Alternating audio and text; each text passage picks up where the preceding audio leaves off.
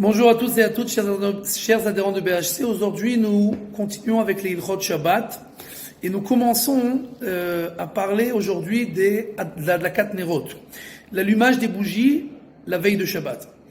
Il y a 3 raisons dans nos sages qui sont écrites pour lesquelles nous devons allumer les bougies de Shabbat. Premièrement, l'Irvot Shabbat. C'est-à-dire que, bien entendu, un repas où il y a des bougies qui sont allumées, c'est beaucoup plus respectable, c'est plus joli, c'est plus beau, et donc c'est la première raison pour laquelle nous allumons les bougies de Shabbat. La deuxième raison, on est que Shabbat, d'accord ? Parce que quand quelqu'un il mange mais il voit pas ce qu'il mange, alors il a moins de plaisir. Bien entendu, on mange avec nos yeux. Et troisième raison, c'est pour pas rentrer dans des obstacles.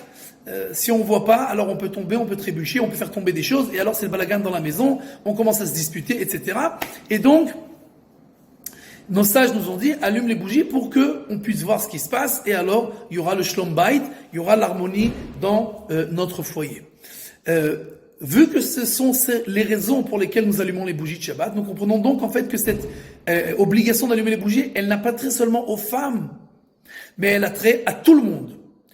Les femmes, les enfants, le mari, tout le monde.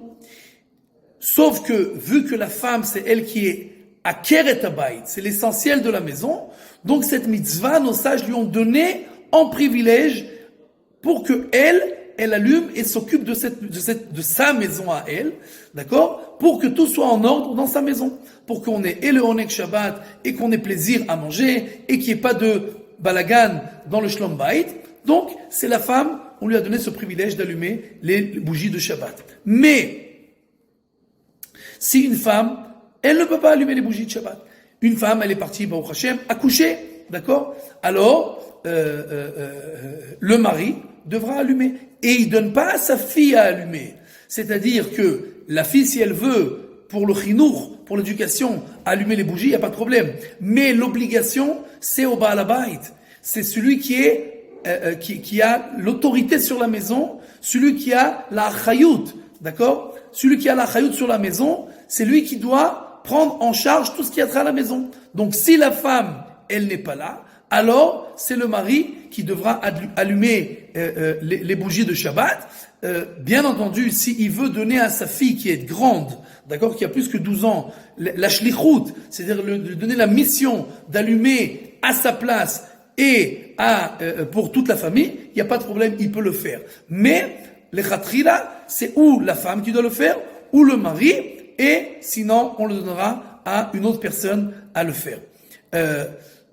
Comme on vient de l'expliquer, la raison de l'allumage des bougies de Shabbat, c'est pour que l'on voit ce qui se passe, qu'on prend plaisir à l'endroit où on est, qu'il est illuminé, etc.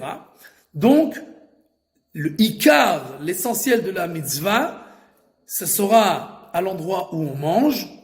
Et donc, c'est pour ça qu'on a l'habitude d'allumer les bougies de Shabbat dans le cheder ochel, la salle à manger. D'accord? Mais, la vérité, c'est que si on a compris c'est quoi les raisons, c'est pas seulement dans la salle à manger, on doit allumer les bougies partout. C'est-à-dire, on doit allumer des bougies dans toute la maison pour que dans toute la maison, ça soit illuminé, il n'y ait pas d'obstacle, on prend du plaisir à voir ce qui se passe autour de nous, etc.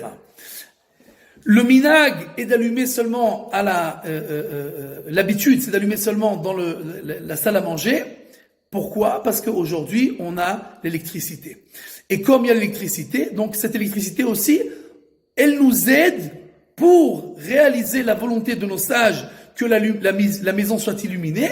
Et donc, vu que l'on allume partout l'électricité, là où on en a besoin pour voir ce qu'on doit voir, alors il nous reste seulement le minhag, l'habitude d'allumer les bougies dans la salle à manger par rapport à ce qu'il y avait l'habitude dans toutes les générations d'avant où il n'y avait pas l'électricité.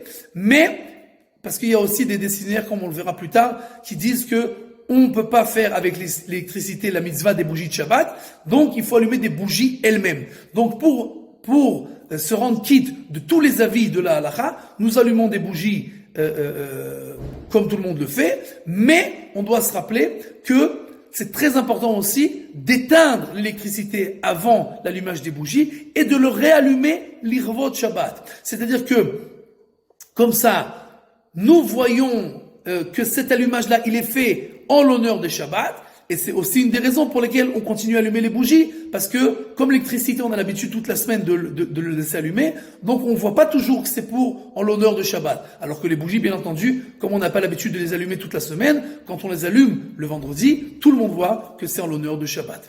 Le prochain cours, nous parlerons qui c'est qui doit allumer ces bougies de Shabbat quand il y a plusieurs personnes qui sont dans la même maison. Bezrat Hashem, la prochaine fois. Shabbat Shalom.